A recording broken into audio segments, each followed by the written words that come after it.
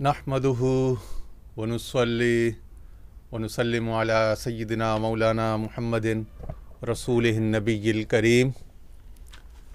अच्छा जी, आज शेख अकबर की जिस तरह से हम ये अत-तदबीरातुल इलाहिया पढ़ते हुए आ रहे हैं, तो आज वहीं से उसको जारी रखते हैं जहाँ हमने पिछली दफ़ा सिलसिला मौकूफ़ किया था। तो वो आखिरी पैराग्राफ जो हम पढ़ रहे थे वो था कि वला तातरिद अलैहि फ़ी फ़िअलिन मिन अफ़आलिहि, कि अपने शेख के किसी, अपने मुर्शिद के किसी फ़ेल पर एतराज़ कभी ना करना। वला तसअलहु लिमा फ़अल्त ज़ालिक, और कभी उससे ये ना पूछना कि आपने ऐसा क्यों किया, उससे किसी बात की वजह या तौजीह ना दरियाफ़्त करना। व तलमज़ वख़्दुम कुल्ल मन क़द्दमहु अलैका शैख़ुक, और शागिर्द बन के, मुअद्दिब तलमीज़ बन के और खादिम बन के उसकी सोहबत में रह, और जिस को वो तेरे पास भेजे, जिस मामले को या जिस शख्स को वो तेरे आगे करे, उस काम का, उस मामले का, उस शख्स का बेहतरीन इस्तकबाल कर, बेहतरीन खिदमत कर, उस काम को अच्छे तरीके से बजा ला। वला तक़उद मक़अदन हैसु कुन्त इल्ला व ततयक्क़न अन्न अश-शैख़ यराक, और कभी भी उसकी जो बैठने की जगह है, उसकी मसनद है, उसकी जाए ख़ास है, वहाँ पे कभी ना बैठना। और ये हमेशा यकीन रखना कि तू जहाँ भी है वो तुझे देख रहा है। फ़ल्ज़मिल अदब, अदब को हमेशा लाजिम रखना, अदब का दामन हाथ से कभी ना छूटे। पर हमारे यहाँ सूफ़ी मंसूर अहमद अल खैरी रहमतुल्लाह अलैह, जो हमारे हुज़ूर ख्वाजा साहब के महबूब तरीन खुलफ़ा में से थे, उनका सबक बड़ा आसान था। उन्होंने कहा भाई तीन चीज़ें, तरीक़त, सारा तरीक़त तीन चीज़ें, खिदमत, अदब, हुक्म की तामील। तो बड़ा आसान खुलासा, बहुत आसान कर दिया। खिदमत, अदब, हुक्म की तामील, खिदमत, अदब, हुक्म की तामील। अच्छा, इसी बात को पंजाबी में हुज़ूर ख्वाजा साहब ने एक मिसाल के ज़रिए समझाया था। ख्वाजा साहब फरमाते हैं कि उनकी बहुत छोटी कम उम्री में वो मोहरी शरीफ खारियाँ से पेशावर या पेशावर से खारियाँ अपने मुर्शिद खाने जब जा रहे थे, तो अल्लाह ताला, जब बंदा सालिक हो, अल-मुरीद उस सालिक जो किताब का नाम है, ये जो इस चैप्टर का नाम है ना, तो जब बंदा इरादा कर ले पक्का सुलूक तय करने का, तो अल्लाह ताला उसके लिए कदम कदम पे असबाब मुहैया फरमाता है, उसके लिए तरबियत के, तालीम के, नसीहत के। तो ख्वाजा साहब फरमाते हैं कि मैं गाड़ी में बैठा हुआ था, तो एक हिंदू जोगी और उसका एक चेला, वो दोनों बैठे हुए। तो वो चेला उसके कदमों में नंगे पैर बैठा हुआ, उसके पाँव दबा रहा है और ये वो। तो वो चेला, अब ये ख्वाजा साहब का चश्मदीद आंखों देखा वाक़या, उन्होंने खुद देखा अपने सामने, कि वो चेला अपने गुरु से पूछता है कि गुरुजी, भगवान या ईश्वर या जो भी उसने कोई नाम लिया, कि उस दा क्यों पौना या पता नहीं कोई इसके, कि मतलब उससे कैसे ताल्लुक़ उस्तवार किया जा सकता है, उसको कैसे पाया जा सकता है, महबूब को।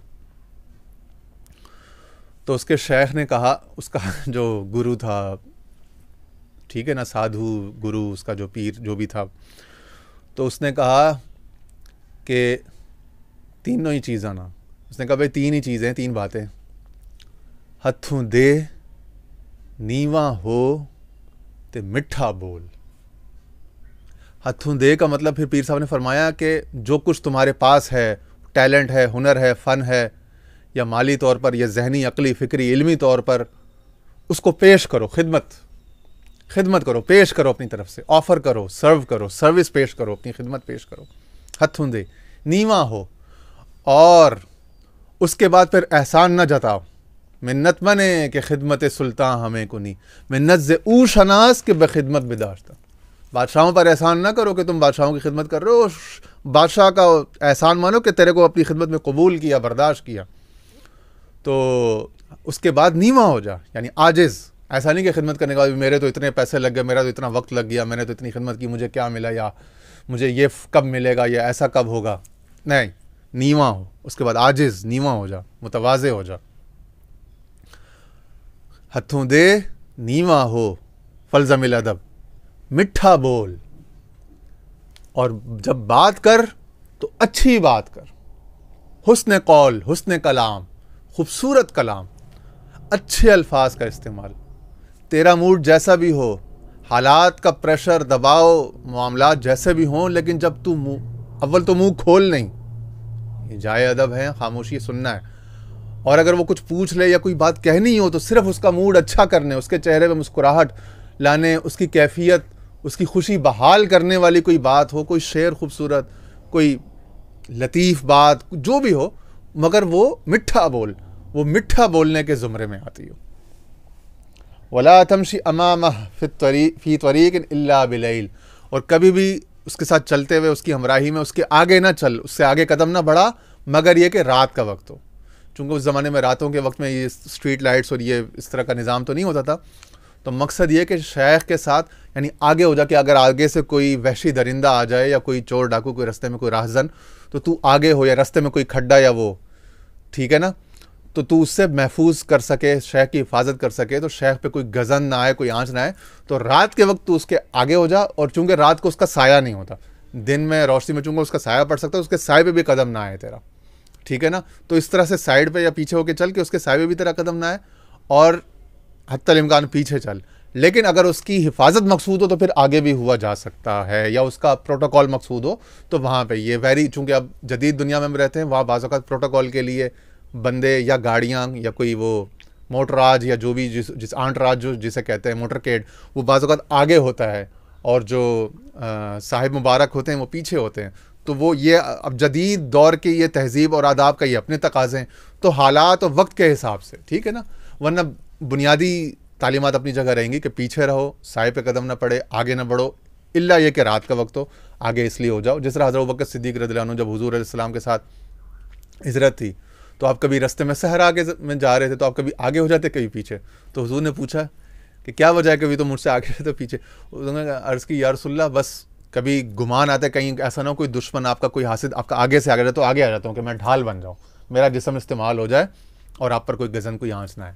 और कभी पीछे हो जाता हूँ कि कोई पीछे से ना हमला आवर कोई आ जाए, तो पीछे हो जाता हूँ कि पीछे वाले लोग डरें, उन पर रोब रहे कि भाई हुजूर के साथ कोई मुहाफिज, कोई साथी है। हाँ, वला तमशी अमाम फ़ी त्वरीक़िन इल्ला बिलैल वला तदीबुन नज़र इल्लैहि, और कभी भी उसके चेहरे पे नज़रें गाड़ के न बैठ। फ़इन्न ज़ालिका यूरिसु क़िल्लतल हया, कि ये हया में, अदब में कमी लेकर आता है, ठीक है। व युख़रिजुल एहतराम मिनल क़ल्ब, और दिल में से एहतराम निकाल देता है। तो कभी भी उसके चेहरे पे नज़रें गाड़ के न बैठ, वो जिसे कहते हैं ना आजकल आई कॉन्टैक्ट, वो आजकल की तहज़ीब में तो ठीक है, लेकिन हमारी जो इस्लामी जो क्लासिक लिटरेचर है उसमें हमेशा ये कहा जाता है कि आई कांटेक्ट, यानी इस तरह से आंखों में आंखें डाल के, उस तरह, ये जो आजकल बाज़ कॉन्फिडेंस के लिए और कम्युनिकेशन के लिए ज़रूरी चीज़ें हो गई हैं, ये आजकल की एक नई एक तहज़ीब परवान चढ़ी है। अब इसको भी ज़ाहिर है कि जो सोशियोलॉजी, सोशल साइंसेस के, एंथ्रोपोलॉजी के, ये सिविक्स के जो माहिरीन हैं वो इसको देख रहे हैं, अब ये इवॉल्व कर रही है ना, तो आगे इसमें से कितना फ़िल्टर होगा, कितना डिस्कार्ड हो जाएगा, कितना आगे चलेगा, वो इंसान की मजमूई जो तहज़ीब है उसने तय करना है, ठीक है। तो आजकल की अगर हम कोई एक बात सुनते हैं तो वो हरफ आखिर नहीं होती, और ना ही वो हर सिचुएशन पे हर जगह अप्लाई होती है। वो दुनियादारी में, जॉब में, इसमें उसमें ठीक है। जैसे जॉब में, प्रोफेशन में कहते हैं कि अपने CV को ज़्यादा से ज़्यादा आरास्ता पैरास्ता मुज़य्यन करो, उसको भारी करो, डिग्रीज, सर्टिफिकेट्स, वर्कशॉप्स, कॉन्वोकेशंस, जितने आपने ट्रैवल, जो भी एक्सपीरियंस, जो भी अटेंड किया, जितने स्किल्स हैं वो लिखते जाओ। वो बाज़ लोग तो फ़ख्र भी करते हैं। हमारे एक साहब थे, उनकी 36 पेज की CV थी, तो मैं उनका असिस्टेंट था, तो वो खैर वो थे भी इस काबिल, वो उन्होंने जेनेटिक इंजीनियरिंग में PhD की हुई थी। तो बहरहाल इस तरह 16 पेज पर 26 पेज और 36 पेज की लोग CVयाँ, रेज्यूमेस बनाते हैं, उसमें 100, 150, 200 स्किल्स और 50-60 डिग्रीज और सर्टिफिकेट्स और प्रोग्राम्स वो लोग लिख देते हैं। तो अब ये एक चीज़ है, अब ये माइंडसेट हमें दुनिया में दिया जाता है, यानी जो हमारा जो सोसाइटी है, ठीक है ना। और इसके बिल्कुल बरक्स है अल्लाह के यहाँ, अल्लाह और उसके रसूल, वहाँ क्या है, वहाँ तो बिल्कुल खाली होके जाओ, नीवे होके, खाली होके, सारा बैगेज बाहर छोड़ के। हमारे हुजूर ख्वाजा साहब अक्सर फरमाते थे कि जब किसी फ़कीर की बारगाह में आओ तो अपना सारा इल्म, फ़न, चौधराहट, सारा जो है उसके दरबार से बाहर छोड़ के आओ, उसके पास बिल्कुल खाली दिल का प्याला लेकर खाली होके आओ, कि वो तुझे देखे कि ये आजिज़ मस्कीन खाली होके आया, उसको तुझ पे तरस आ जाए, तुझ पे नज़र रहमत कर दे। ये आदाब है। वो क्या है, मीर का एक शेर भी था ना, दूर बैठा गुबार मीर उससे, वला तदीमुन नज़र इलैहि फ़इन्न ज़ालिका यूरिसु क़िल्लतल हयाइ व युख़रिजुल एहतराम मिनल क़ल्बि। दूर बैठा गुबार मीर उससे, किससे? महबूब से। इश्क बिन ये अदब नहीं आता। तो इश्क यानी अकीदत, मोहब्बत में, मोहब्बत पुख्ता होके पक पक के इश्क में तब्दील हो जाती है। वहाँ अदब की नज़ाकतों का ये आलम होता है कि मीर जब महबूब के महल में दाखिल हुआ तो दाखिल होने के बाद जब महबूब के ऊपर नज़र पड़ी, महबूब ऊंचे तख्त पर बराजमान, तो महबूब को देखने के बाद उसकी हिम्मत नहीं हुई कि कदम आगे बढ़ाता। वहीं पे शर्म से, हया से, खौफ से, रोब से, महबूब की हैबत से वो राख हो गया, पुर्जे पुर्जे हो गया, एशेज हो गया। और उसकी राख की भी मजाल न थी कि हवा में बिखर जाती आगे की तरफ, कि माहौल को परागंदा आलूदा करती। उसकी राख भी बाहर पीछे दरवाजे की तरफ रिसीड करके पीछे जाके बैठी। दूर बैठा गुबार मीर उससे, इश्क बिन ये अदब नहीं आता। ठीक है जी। हाँ हाँ हाँ हाँ, वला तकसुर मजालिसतह, उसके साथ बहुत ज़्यादा फ्रैंक होने की, बहुत ज़्यादा कसरत मजलिस की कोशिश ना कर। कम कम कम कम, कभी कभी, ताकि उसकी हैबत बरकरार रहे, उसका रोब तेरे ऊपर बरकरार रहे। क्योंकि ज़्यादा कसरत मुजालिसत, बार बार उसके साथ आमने सामने होना, बार बार उसके साथ मामला पेश आना, मामला करना, बार बार उसमें अदब के मामलात में कोई कमी, सूए अदब का अंदेशा रहता है। हैबत के दिल, हमारे ख्वाजा साहब ने एक वाक़या सुनाया था। फरमाते हैं कि एक पीर साहब के पास एक मुरीद बड़ा बाअदब था। उसने क्या किया कि बड़ी तसव्वुफ़ की कुछ किताबें जमा की, कुछ अदब आदाब सीखे, उन आदाब को घर में रिहर्स किया, प्रैक्टिस किया। तकरीबन 70 के करीब आदाब उसने लिखे कि मैं जब शेख के शहर में दाखिल हूँगा तो जूती उतार दूँगा, फिर थूकूंगा नहीं उसके शहर में कहीं, फिर उसके जब गली में दाखिल हो जाऊंगा तो मट्टी लेके अपने सर पे रखूंगा, फिर मैं उसकी खाक जो दरबार के दरवाज़ा है उसकी मट्टी चूम के आंखों से लगाऊंगा, फिर इस तरह झुक के बिल्कुल टूट के जो ना दाखिल हूँगा, फिर ये करूँगा, फिर वो। उसने बहुत सारे आदाब सोचे, फिर इतने हदाया नजराने, इतनी ये खिदमत पेश करूँगा, ये अपनी तरफ से उसने 70 आदाब लिखे और उन सब पर अमल करने की पूरा प्लान, पूरा तदबीर करके वो चल पड़ा। और शेख के दरबार तक, यहाँ तक कि उसके सोहबत तक, उसके वजूद तक पहुँचा, उसके कदम बोसी, दस्तबोसी करी। तो शेख तो चूँकि रोशन ज़मीर होता है, वो दिलों के हालात से वाकिफ़ होता है। अब वो सारा मंज़र उसके घर से चलने का, वो तैयारी, वो सारी मेहनत देख रहा है। शेख ने कहा, आ गए बेअदब बाअदब, बेअदब बाअदब, बेअदब मुअद्दिब आ गए। वो साथ में खादिम खड़ा हुआ था, तो उसने, जनाब गुस्ताखी माफ़, ये बेअदब मुअद्दिब या बेअदब बाअदब कौन होता है? उसने कहा, ये होता है सामने। उसने कहा, 70 आदाब तो तूने तैयार कर लिए और बिल्कुल सही तरीके से जिस तरह सोचा था उसी तरह से तूने एग्जीक्यूट भी कर लिए, 70 के 70। तो अभी अदब में पक्का नहीं है। अगर तू अदब में पक्का होता तो तेरे दिल में मेरी हैबत और मेरी रोब होती, कोई 1-2 आदाब तो ज़ायल हो जाते 70 में से। वो जो तेरी तैयारी थी ना पूरी, कि मैं इस तरह से ये काम इस तरह से बजा लाऊंगा, उस तैयारी में कोई खलल, कोई नक्स, कोई ऐब वारिद हो जाता, कोई कमी रह जाती, मेरी हैबत, मेरे रोब की वजह से कोई गलती, कोई ख़ता हो जाती तुझसे सरजद, तो वो अदब था। और जो बिल्कुल भी कोई ख़ता सरजद नहीं हुई, वो सब चीज़ें तू बिल्कुल according to the plan execute करता चला गया, तो अभी अदब नहीं है। अदब सीखना है तुझे। वला तकसुर मजालिसतह वलैकिन जुलूसक फी बैति खलवतिक औ खल्फ बाबि बैति शेख। लेकिन यह कि जब तुझे कभी बैठना हो तो तू अपनी खलवत में, जहाँ तेरे को शेख के दरबार में जगह मिली हो। अच्छा, ये ज़्यादातर अब शेख के दरबार और सोहबत और मुर्शिद खाने से मुतल्लिक आदाब हैं, ये याद रखिएगा। यहाँ पे अगले 1-2 जुमले भी उसी से मुतल्लिक हैं, स्पेसिफिक हैं, उनको जनरलाइज या यूनिवर्सल कोई ना समझे, स्पेसिफिक हैं।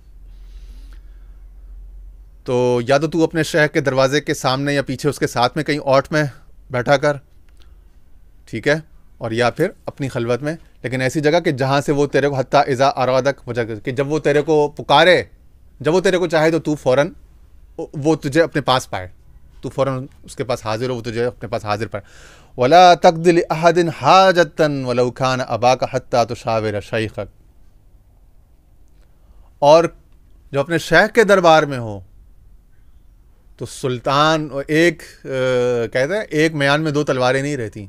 एक बादशाह के दरबार में दूसरी बादशाहत, वज़ीर आज़मी, चौधराहट, वजारत नहीं चल सकती। तो वहाँ तू बिल्कुल फ़कीर बन के जाएगा। वला तक़दिल अहदिन हाजतन वलौ कान अबाका हत्ता तुशाविर शैख, और फिर किसी की हाजत या ज़रूरत तूने वहाँ पे अपनी मर्ज़ी से नहीं पूरी करनी, यहाँ तक कि तेरा बाप ही क्यों ना हो, यहाँ तक कि तू अपने शेख से मशवरा कर ले। तो अगर वहाँ पे तूने अपने शेख के दरबार में, उसकी बारगाह में, उसकी सोहबत में शेख के सिवा कोई भी नहीं होना चाहिए तेरी नज़र में, तो शेख की मर्ज़ी, शेख का अमर, शेख की जो तरजीहात हैं वो मुरज्जा हो जाएगी, उस वही तरजीह होगी, वही मरजूह, वही मुरज्जा होगी, और वही प्रायोरिटी भी होगी, प्रेफर्ड होगी। और उसके अलावा हर शय नीचे रह जाएगी, सेकेंडरी हो जाएगी, झेली हो जाएगी, ठीक है ना। तो यहाँ तक कि अगर तेरा बाप भी किसी शय की ज़रूरत को पड़े, यानी बहुत करीबी, बहुत तेरे ऊपर किसी का हक हो, तो वो भी तूने अपने शेख से मशवरा मुशावरत करके उस हाजत को पूरा करना, अदरवाइज़ नहीं करना। इस पर भी अपना एक ज़ाती एनेक्डोट सुना दूँ।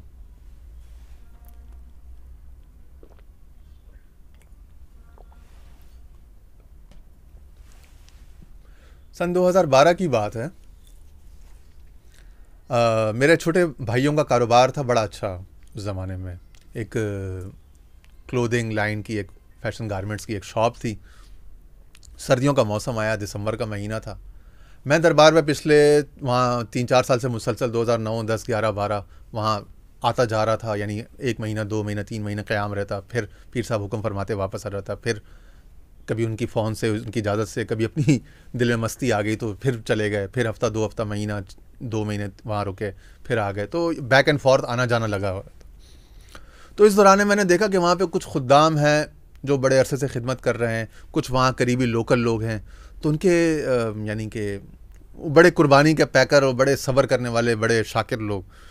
तो बाज़ औक़ात मुझे महसूस होता कि यार उनकी प्लाइट और उनका वो डेस्टिट्यूट देख कर कि यार कुछ उनकी मुआवनत वगैरह की जाए, कुछ दस्तगीरी की जाए।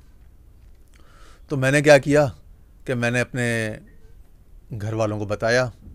तो मेरे घर वालों ने क्या किया कि वो भाइयों की दुकान तो माशाल्लाह बड़ी अच्छी चल रही थी उन दिनों, तो उन्होंने कोई 10 से 15 किलो का एक बहुत बड़ा सा ना बैगेज बना के मेरे को कोरियर कर दिया। वो कोरियर में भी काफ़ी पैसे लगे, वो काफ़ी वज़नी था, 10-12 किलो। उसमें जैकेट्स और सर्दी के ये जिस तरह के ये जो कवरिंग किस्म के ये जो कैप्स होते हैं, ये वूलन कैप्स, ये और वूलन सॉक्स, जिस्म को गर्म पहुंचाने वाले, और दस्ताने और जैकेट्स, और अंदर पहनने का वो थर्मल टी शर्ट या बनियान जिसे कहते हैं। तो इस किस्म के कुछ प्रोडक्ट्स जो है ना, उन्होंने एक पूरा एक पैकेज बना के ना तो मेरे को कोरियर कर दी। उसमें पीर साहब के लिए शूज़ थे और इस तरह की बाकी फिर मुरीदों की खिदमत के लिए कुछ चीज़ें थी, सर्दियों के स्कार्फ और ये मुख्तलिफ जो एक्सेसरीज़ आइटम्स जो होते हैं। अब जब वो सारे आइटम मुझे रिसीव हुए तो मैं अपनी नेक नियति में, अपने गुड फेथ में, अब ज़ाहिर है अपने खिदमत का जज्बा तो था, तो खिदमत का जज्बा था, अकल अदब वो समझ ज़रा कम थी। तो मैंने क्या किया कि वो बैगेज खोला, तो मैंने वो एक नीड एनालिसिस होता है ना, वो एनालिसिस किया हुआ था कि अब फ़लाँ शख्स को इतनी ज़रूरत है, फ़लाँ शख्स को इतनी की, फ़लाँ इतनी। तो एक जैकेट निकाल के फ़लाँ को, वो ज़रूरतमंद को उसको दे दिया। एक वो फ़लाने मदरसे का तालिब इल्म, वहाँ पे मदरसा भी है, खानका भी है, तो वो उस तालिब इल्म को दे दिया। वो फ़लाना उस मजबूर को वो स्वेटर दे दिया, वो जर्सी, वो थर्मल, वो सर्दियों का कैप, वो स्कार्फ, वो उसको दे दी, उसको दे दी। तो 10-12 बंदों में वो चीज़ें मैंने डिस्ट्रीब्यूट कर दी। और वो डिस्ट्रीब्यूट करने के बाद एक आध कंधे का रुमाल या कोई चीज़ रह गई थी, वो मैंने पीर साहब की खिदमत में पेश की कि जनाब, वो एक बंदा जा रहा था वापस, मियाँ चन्नू, तो मैंने कहा ये इसको। तो पीर साहब ने उसको देने के बाद जब वो चला गया अकेले हुए तन्हाई में, तो मुझे फरमाते हैं कि ये क्या तुमने लोगों को यहाँ पे तहाइफ वगैरह चीज़ें पहुँचाई हैं।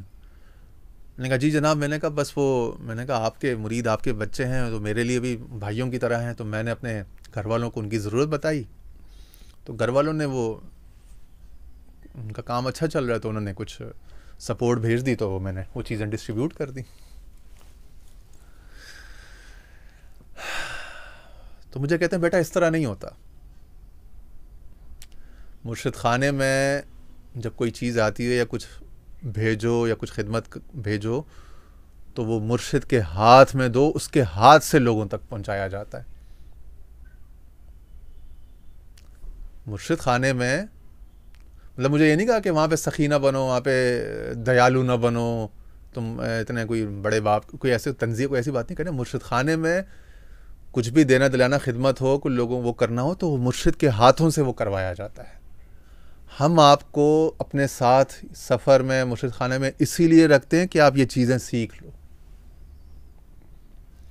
पहली बात ये बताई कि करने वाला काम क्या है,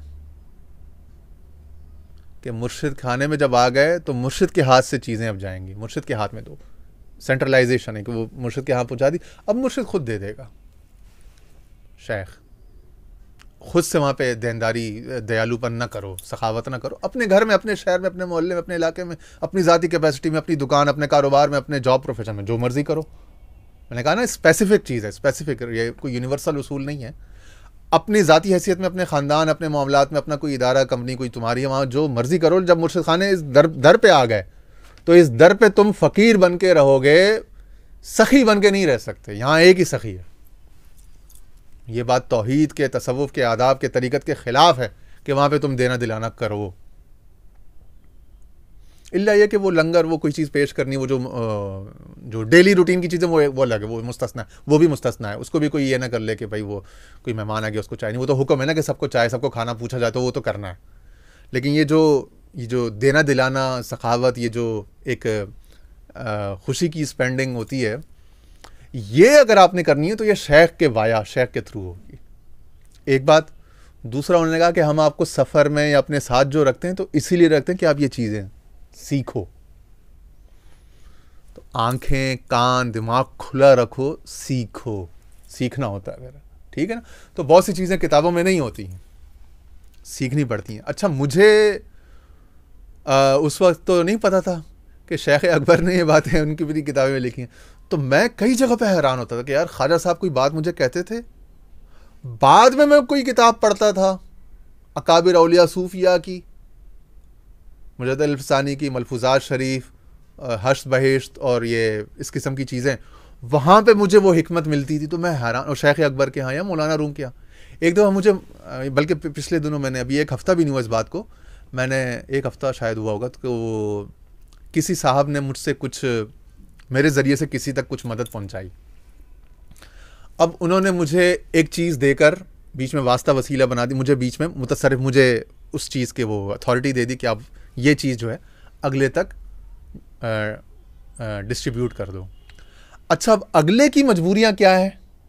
अगले के घर में कोई चोर है, कोई लालची बंदा है, उसने इसको ब्लैकमेल करना शुरू कर देना है, इससे सारा छीन लेना है। वो तो मुझे पता है ना, उसको नहीं पता, भेजने वाले को, सेंडर को। उसकी मजबूरियाँ वो मुझे पता है कि इस तक ये चीज़ पहुँचानी है।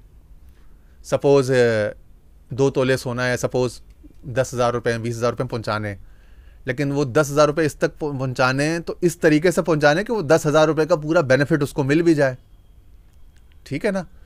तो अब वो तो सेंडर को नहीं पता ना, सेंडर को बस ये पता था कि इस बंदे की इतनी ज़रूरत है।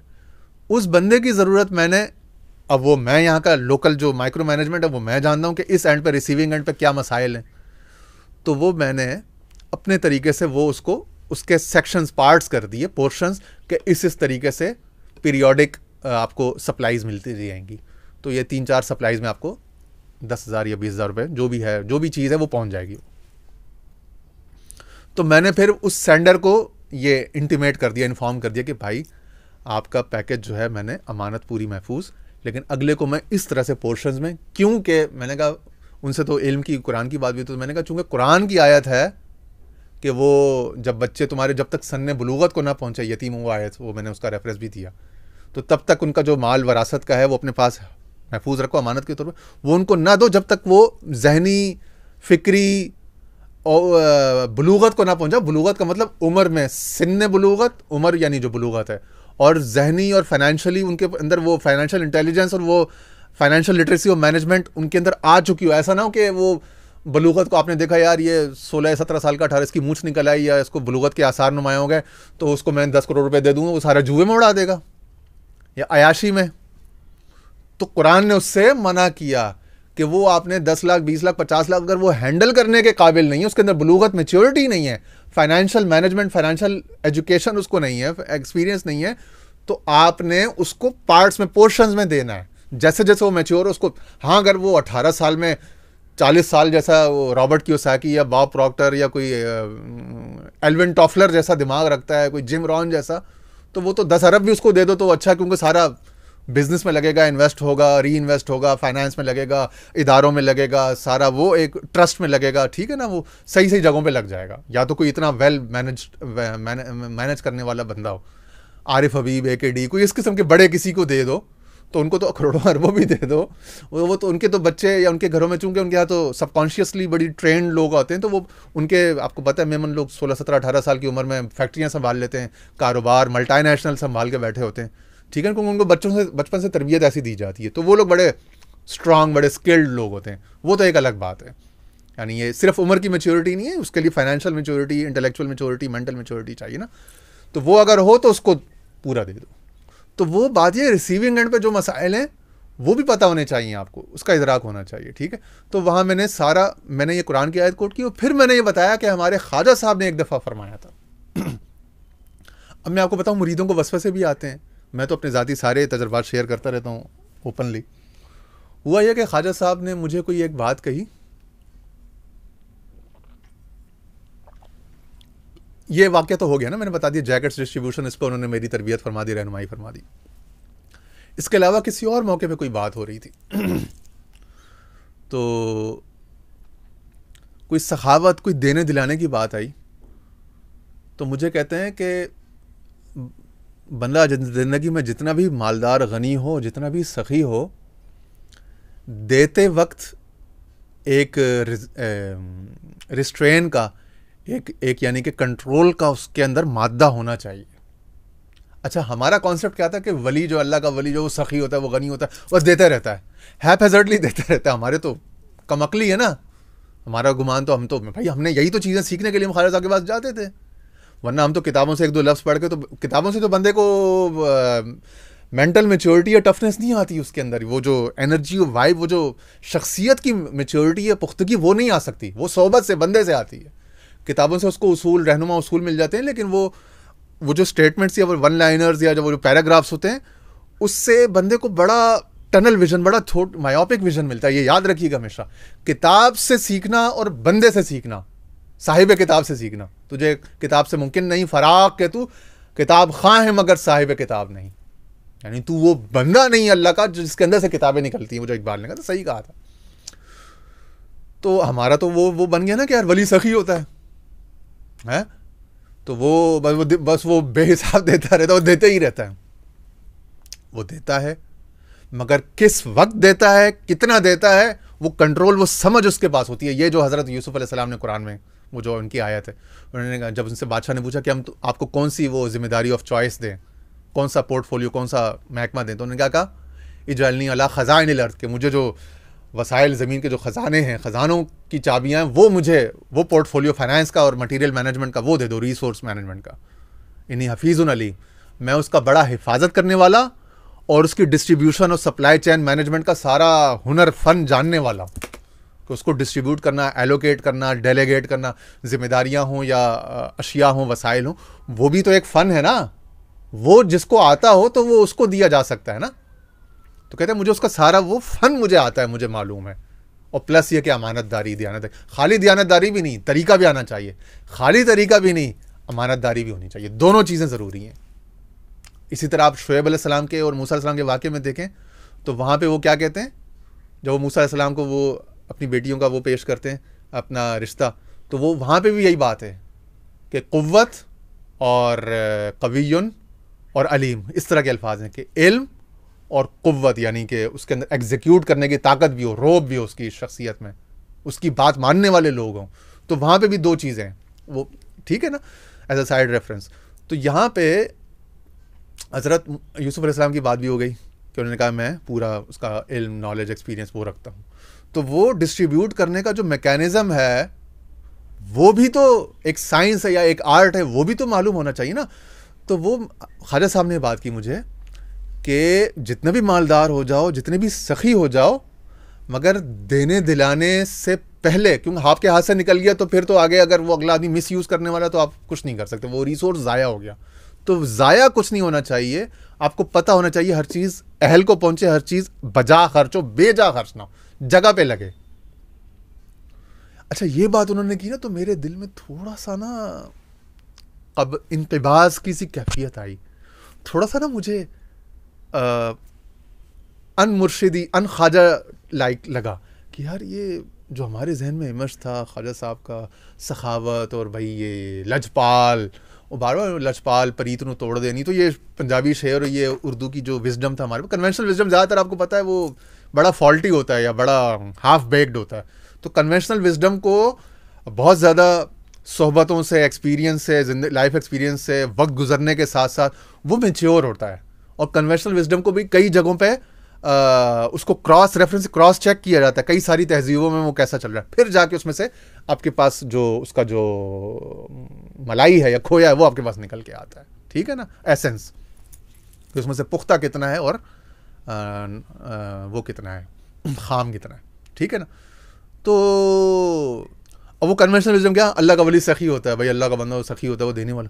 अब यहाँ पे वो रिस्ट्रेन की बात कर रहे हैं कि जितना भी आपके पास अगर एक्सेस भी है, अबंडेंस भी है, और सखावत आपकी तबीयत में देने का वो मादा, जुर्रत, वो मर्दांगी भी है, लेकिन फिर भी देख के देना और रोक के देखना, क्योंकि वंस आप दे चुके फिर बॉल आपके कोर्ट से उससे निकल चुके।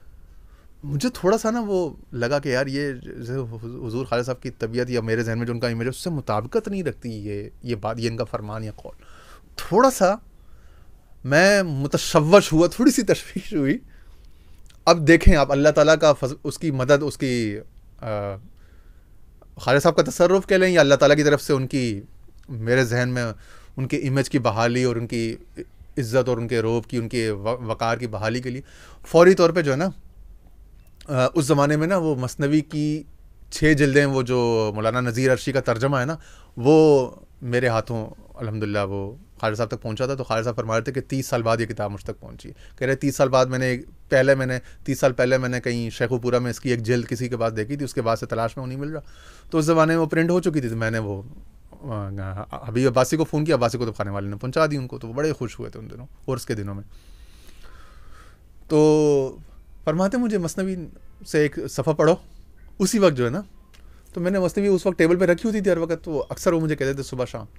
तो मैंने मसनवी खोली, अब जो पहला सफ़ा मैंने पढ़ा ना, तो पहली लाइन, पहला शेर मौलाना रूम यही कह रहे थे, यही कुरान की आयत, वो यतीम को देने और वो इस पर मौलाना कह रहे थे, वो पहला शेर यही था। मैंने जैसे ही खोला इत्तेफाकन, अभी ये बात हुई, मेरे दिल में वसवसा आया कि यार ये इन्होंने क्या कहा। भाई मेरे ख्याल में तो बेदरीग देना चाहिए, अल्लाह वाली को तो बेदरीग देना चाहिए। मेरे जहन में ये चल रहा है वसवसा कि यार ये कह रहे हैं कि रुकना, देख के दो, देखभाल के, जितनी भी सखावत हो, जितनी भी दौलत हो, देने से पहले देखभाल के कि अगला के जायज़ जगह अहल के पास पहुंचे, ना अहल। अच्छा, इस कंट्रोल और इस रिस्ट्रेन पर मुझे वसवसा आना, इनके बाज होना, मसनवी खोलना फ़ौरन, और वहीं पे वो जवाब, वो शेर लिखा हुआ था कि जो वो पता नहीं वो कोई तशबीह मिसाल में कि उसने कहा कि वो मैं तुम्हें दूंगा लेकिन जब तुम पुख्ता हो जाकर तब दूंगा। तो एक सखी को, एक कामिल को चाहिए कि जो ना पुख्ता हो उसको दे। ये कोई तरस खाने या कि रहम करने का मामला नहीं है, उसके अंदर अहलियत, कैपेसिटी बिल्ड करे। जब उसके अंदर कैपेसिटी बिल्ड हो, फिर उसकी कैपेसिटी के हिसाब से उसको दे। ठीक है ना। तो जिसकी कैपेसिटी जितनी हो उसको दे, ये नहीं कि अपने पर्सनल प्रेफरेंस, अपने पर्सनल चॉइसेस की वजह से दे। ये 2-3 अशार मुसलसल लिखे हुए थे, वही एग्जैक्टली जो वो कह रहे थे, वो मसनवी में से वो सफ़ा और वो निकल आई।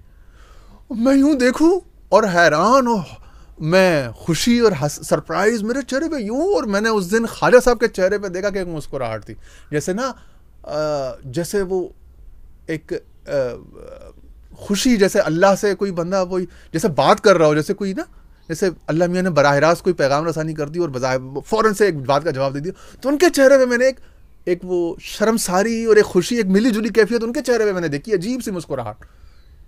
यानी कि वो खुशी और खुशी के अंदर मगर तवाज़ो, कि कहीं बंदा इस बात पे खुश ना हो जाए कि भाई मेरी बात फ़ौरन देखो सच्ची हो गई, करामत ज़ाहिर हो गई, कोई ऐसी चीज़ ना। तो उनके एक हया और एक तवाज़ो और एक खुशी, एक मुसर्रत का, उसके शुक्रमंदी का इज़हार, मिले जुले रंग मैंने उनके अंदर अचानक से उनके अंदर मुस्कुराहट में देखा। डेप्थ उसकी मुस्कुराहट की मैंने ना, मैं उनको देखता रहा कुछ देर तक, वो मुझे देखते रहे खुशी से। तो वो उसको मैंने पूरी उस एनर्जी को ना एब्जॉर्ब किया अपने अंदर। और ये one of the very rare moments ज़िंदगी के जो जिसमें बंदा बहुत ज़्यादा एब्जॉर्ब कर लेता है, सिंक इन कर लेता है किसी एनर्जी या वाइब को। तो ये ख्वाजा साहब के यहाँ बाज़ औक़ात ये कुछ ऐसे मामलात पेश आए थे, उसमें से एक ये बड़ा रेयर इंसिडेंट, बड़ा रेयर वाक़या था। बहरहाल हाँ, तो कहा कि भाई अगर अपने बाप की भी ज़रूरत पूरी करनी हो तो अपने शेख से मुशावरत करके। बात वहाँ से शुरू हुई थी। ख्वाजा साहब ने कहा कि ख़ुद से देना दिलाना यहाँ पे, ऐसा कहा नहीं, लेकिन उनका जब यहाँ आ जाओ तो जो भी हो शेख के हाथों, और हम आपको अपने साथ इसलिए रखते हैं सफ़र में या इधर मुश्किल में कि आप ये चीज़ें सीखो।